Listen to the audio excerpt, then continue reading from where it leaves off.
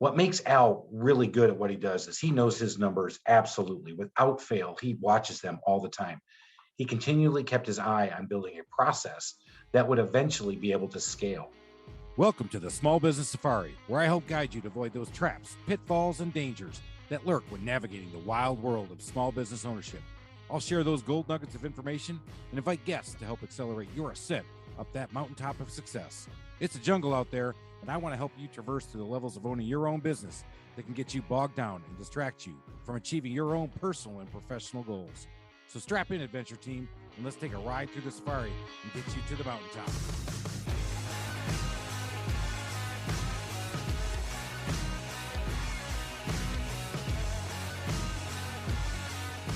Adventure team, it's Chris again, and this week we had one of my good friends on, Mr. Al Mishkoff, who started Granite Garage Floors. Al left Black & Decker after a long career there and decided he wanted to get out and try his hand at getting into small business ownership. He didn't evaluate many opportunities, but he saw a great product. He saw this two-part epoxy system that goes down on garage floors and makes it look really cool. He took his marketing background and his business background and developed a concept out of that and started Granite Garage Floors in Atlanta, Georgia.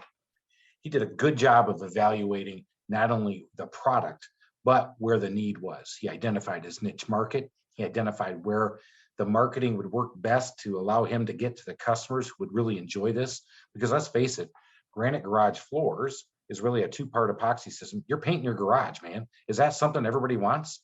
A certain subset of us do. And it's definitely a luxury need. This is not something that everybody out there wants to have. But he was able to figure out that by doing this system and doing it well, and then marketing to the right people, he could grow a business. What makes Al really good at what he does is he knows his numbers absolutely. Without fail, he watches them all the time. He continually kept his eye on building a process that would eventually be able to scale. He is one of the few people that took an idea and then took it to the franchise concept and is actually executing on a franchise concept right now. He's got 18 units going, and he's able to do that all across North America. Now, he started out with some friends that he knew, sold in those concepts. That's always dangerous, by the way, but he did it. And I've known Al for a number of years, and I told him, man, I'm jealous of the way he did it. Because when I first tried my first multiple unit place in a remote location, it failed miserably because I didn't pick the right person.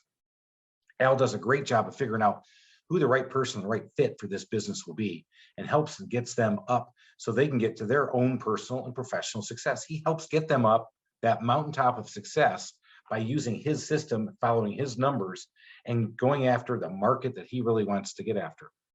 In my business and handyman and home repairs, I have repeat business because things are always breaking down houses. But in his business, once you get that garage floor and you've done it correctly, you don't go back.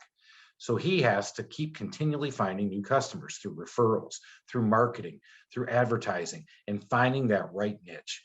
And he talked a lot about that, and he's always talking about how to make sure that he puts the right amount of advertising dollars to help him get where he needs to go. He has done a great job of scaling a number of things. And as he continues to scale this thing, he's got an eye towards an exit strategy. A lot of us don't have exit strategies in our business. His exit strategy is to get this up to a certain size and potentially have a sale or sit back and let a general manager run this for him. So he's got two opportunities for him to figure out his exit strategy. So know your exit strategy when you get into business, because figuring it out as you go along is always something you're looking to refine, but thinking about the end in the beginning, as Stephen Covey said, will help you with your exit strategy. He's doing a great job getting that scaled up. He has beautiful garage floors. What makes him better than his competition? It's probably not the product, although the product is good and I've seen it in action. It's the service, the communication, and the professionalism he brings to a product and a system that, hey, any weekender can do it himself, right? And go to the big box store, buy a couple cans of paint, put it on the floor. But guess what? That thing's going to take off and probably peel up the first time you bring your car into it. And how do I know that? Because I was one of those guys 25 years ago. So I definitely will be using Granite Garage Floors when I go to put my garage floor system down. But I am a classic case of somebody who's not sure he wants to do it yet, but he knows it looks really cool. So there you go. Know your exit strategy as you scale and you look into that franchising concept. Know your numbers and know them absolutely. And that's going to help you get up that mountaintop of success. So until next time, everybody, go make it a great day. Thank you for listening to this episode of the Small Business Safari. Don't forget to go out and rate, review, and follow me. And if you like this episode, go out and check out my other episodes, or check out my Instagram, Facebook, or LinkedIn for other great content. And remember, your positive attitude will help you achieve your higher altitude in the wild world of small business ownership. Until next time, make it a great day, Adventure Team.